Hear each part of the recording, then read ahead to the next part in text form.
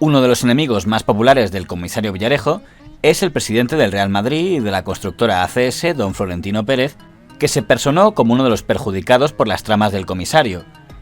En una pieza instruida por el juez de la Audiencia Nacional, don Manuel García Castellón, el señor Florentino Pérez denunció que el señor Alejandro Suárez, el propietario del digital Moncloa.com y del grupo Mercados, había accedido a información personal del señor Pérez recabada por el comisario Villarejo y le había amenazado con difundirla en su digital si ACS no le metía más publicidad en su medio.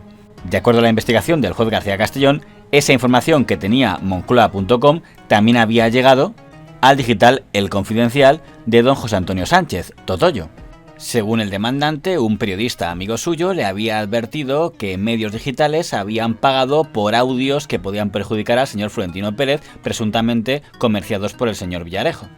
El comisario no solo negó siempre que él tuviera nada que ver con lo que hacía el digital Moncloa.com y el señor Suárez, sino que asegura que ese medio fue creado por el CNI y por su archienemigo, el señor San Roldán.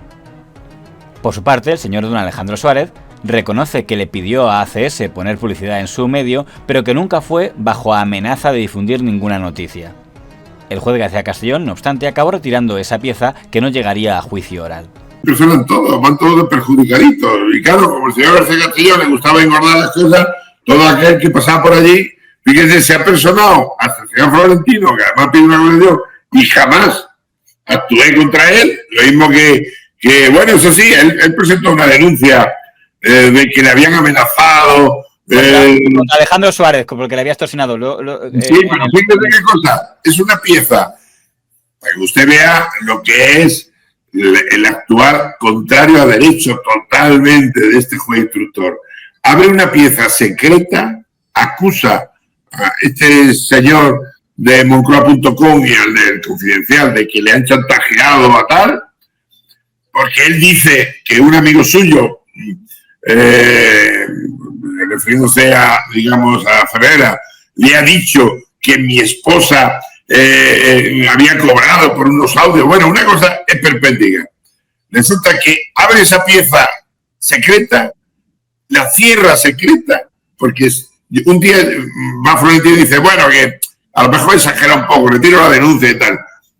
Y no pasa nada, no nos permite ni personarlo. No, pero lo que se daba a entender ahí es que dices, oye, debe ser que el señor Villarejo tenía algo muy gordo contra el señor Florentino Pérez. Claro, pero y que eso ha acabado en manos del señor Alejandro Suárez o los del Confidencial, claro, y le pidieron por eso dinero a Florentino Pérez, como pagas o lo publicamos. Pero qué poca vergüenza de ese juez instructor, qué poca vergüenza de que abre y cierra la pieza, se menciona a mi esposa, ni siquiera la llama para que diga algo y tal, pastelea con tal, pues igual que en una pieza que todavía estamos pidiendo, la pieza 28, exactamente igual.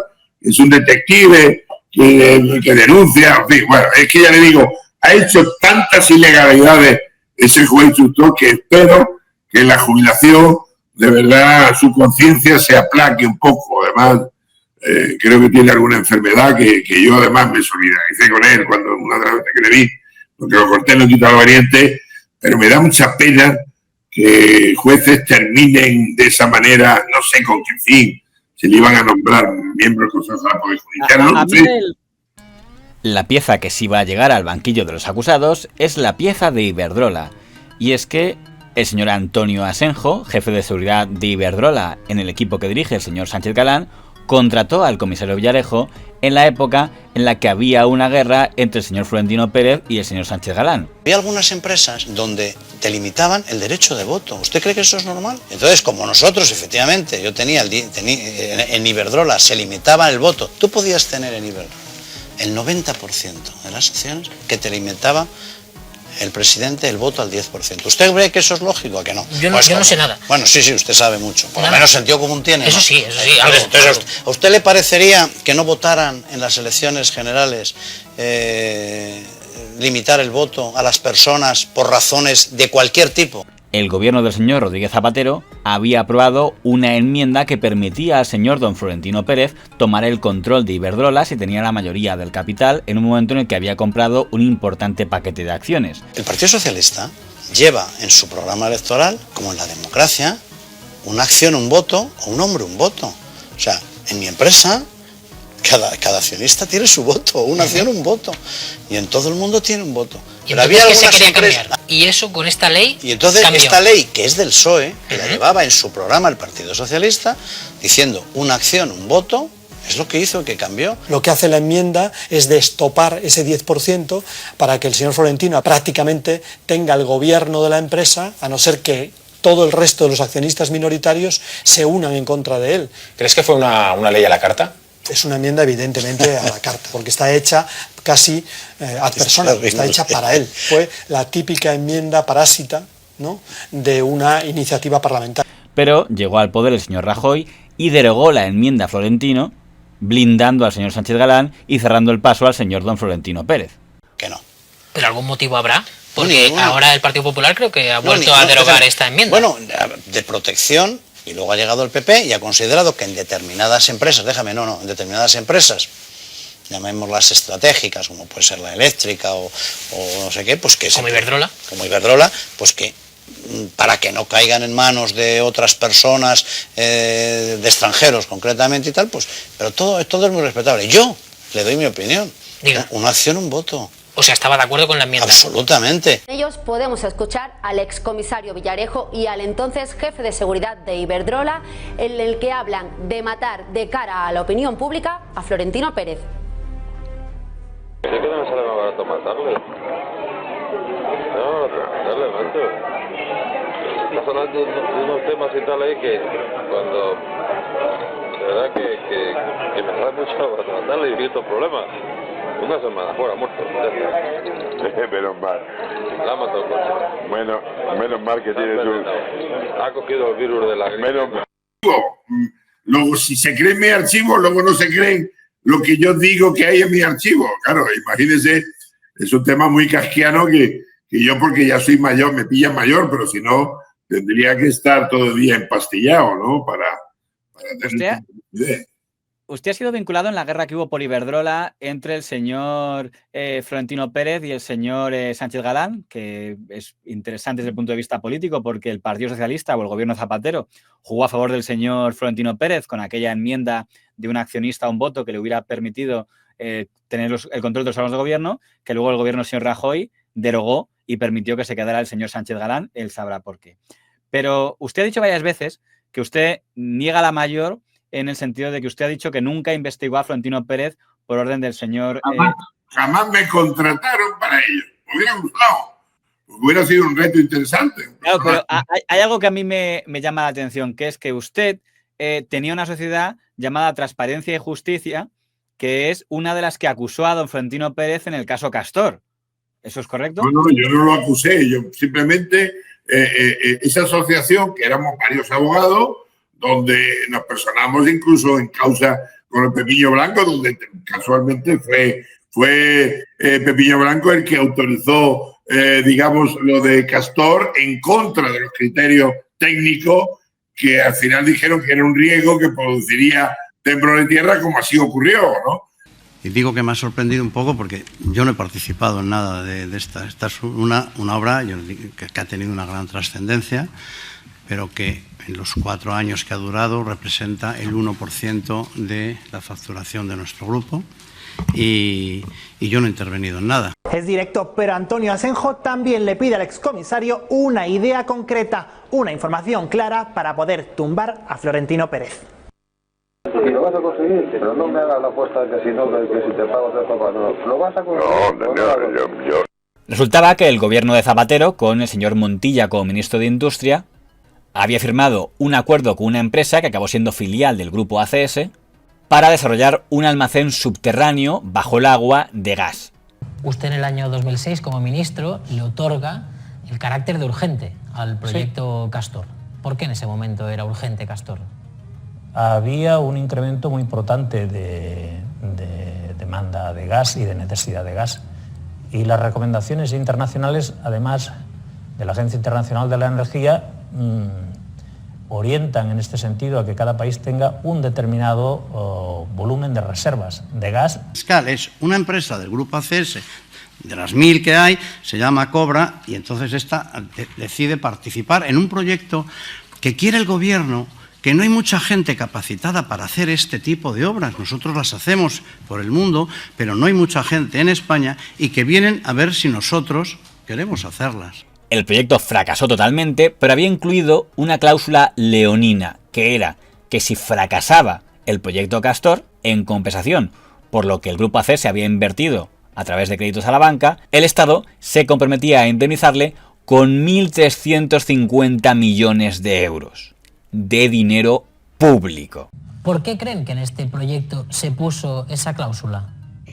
No sé, algunas interpretaciones espontáneas indican que a lo mejor fue una exigencia del que prestaba dinero al concesionario para protegerse de, en caso que hubiese algún problema, de que el retorno de los créditos se hiciesen en tiempo, ¿no? Interpreto por lo que dice, señor Clos, que quien puede estar exigiendo esta cláusula son los bancos, que dejan el dinero para hacer este proyecto. Claro, puede ser una garantía para el banco. El Estado asume el riesgo geológico, por lo que se da un derecho de renuncia a todos los concesionarios durante los 5 primeros años. ¿Por qué dice eso el gobierno? Porque si no, nadie se presenta a estas cosas. Y además, estas obras las financian los bancos. No hay ningún banco en el mundo que venga a asumir un riesgo geológico, nadie lo haría. Entonces eso es lo que ha pasado. El titular era que todos los españoles iban a tener que pagarle una indemnización millonaria a una empresa propiedad del grupo presidido por don Florentino Pérez porque el proyecto Castor había fracasado. Ciertamente, don Florentino Pérez no puede tener muchas quejas de cómo le trató el gobierno del PSOE. Yo me he comido al final el Castor, a pesar de que el Castor no es mío, pero me lo he comido. Oye, pues mira, le toca a uno comerse cosas que no son suyas y defender las decisiones que se toman, ¿no? No lo puedes plantear a tu presidente, pero eso es que ya te lo dije la última vez, coño, tenemos que jugar fuerte, macho, y plantarnos. Es que no podemos ser timorato con este mariconazo. Aquí han dicho, y le han dado 1.350 millones a Florentino. Eso es lo que dicen, porque yo soy conocido. No han dado ni un duro, no a mí, ni a Escal. Todo el dinero que se ha recibido de ese decreto se lo han llevado los financiadores. Es decir, los bonistas, el Banco Europeo de Inversiones, que son los que financiaban en esas condiciones. Y fíjense qué cosas que digamos, al final, encima le indemnizaron. Pero y yo no le acusé, simplemente esa asociación de la que yo formaba parte, nos personamos y, obviamente, bueno, poco más o menos que fuimos tirados. Entonces, probablemente eso y otras actuaciones, digamos, que